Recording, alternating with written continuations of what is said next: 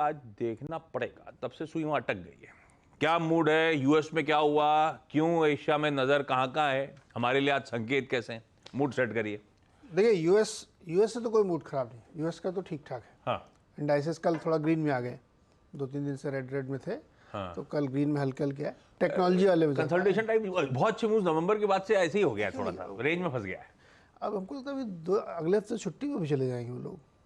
जल्दी जा रहे हैं क्या? हाँ, 1-2 हफ्ते में छुट्टी 15 दिन तो जा देंगे कम से कम। मूड तो छुट्टी का शुरू हो जाता है उनका, आप सही कह रहे हो, सेकंड हाफ से। अभी सेल वेल में कपड़े वपड़े खरीद के निकल लेंगे वो। तो कल टेक्नोलॉजी शेयर्स में अच्छी तेज़ी बनी है, एप्पल में, अल्फ़ाबेट में। एएमडी में 10% की तेज़ी थी कल। एएमडी क्या करती है?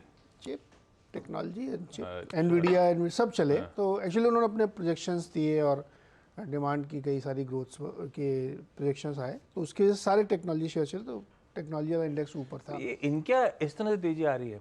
अपने यहाँ ना ये बालाजी चल रहा है, ना वो प्रताप स्नैक्स चल रहा है। इनके चिप्स में दम नहीं है क्या? एक्चुअली अपने चिप हमको लगता है बहुत थोड़ा मोटे हैं, उनके वाले सॉरी, ऐसी बकवास सा जोक है, ये पोटैटो वेफर्स की बात हो रही है और वहाँ पे अरे समझते हैं लोग, नहीं समझे तो ना समझते हैं। प्रताप स्नैक्स पता लगा स्टॉक ही चल पड़ा, 20-30 सर्किट लगा दिया उसने।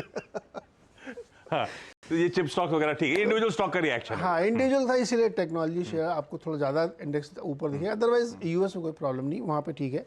जॉब रिपोर्ट आज जो शाम को इंतजार कर रहे थे, आप बहुत इसकी चिंता करें तो मैं आपको प्रिलिमिनरी कुछ अंदाजे बता देता हूँ। नवंबर में 45,000 नौकरियाँ कट।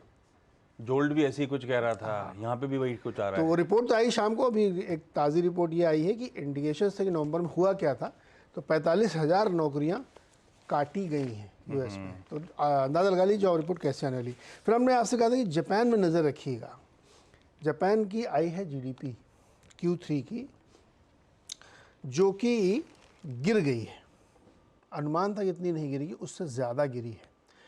और उसी समय जो उनके बैंक ऑफ जापान के हेड हैं, उन्होंने कह दिया है, क्या दिया मतलब इंडिकेशन दिया, खुल के नहीं बोला है, कि वो इसी महीने, इसी हफ्ते अपनी नेगेटिव इंटरेस्ट रेट पॉलिसी से बाहर आ सकते हैं। अब आप जरा डॉलर येन दिखाइए। आज 5:30 बजे आ गए जीडीपी के आंकड़े। जीडीपी आंकड़े आ गए, वीक हैं, नंबर वीक हैं।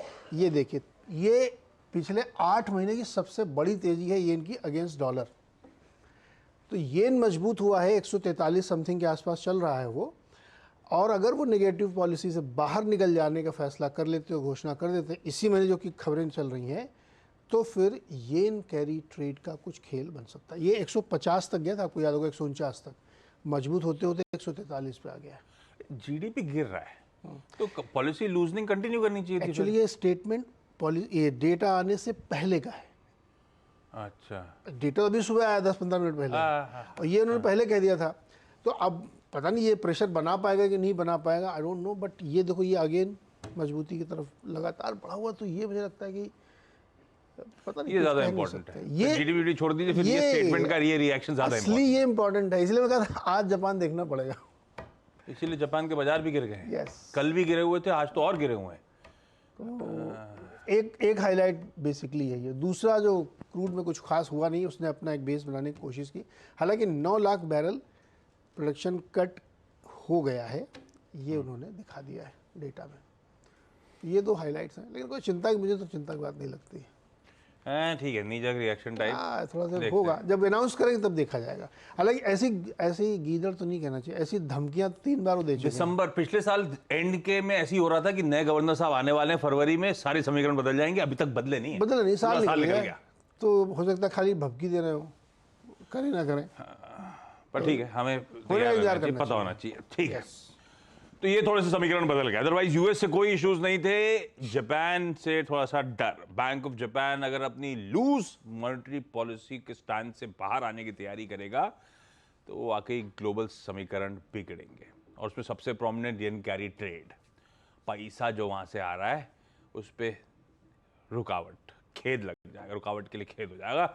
ये सब कहानी है भाई, ये इंटरेस्टिंग है, लेकिन अभी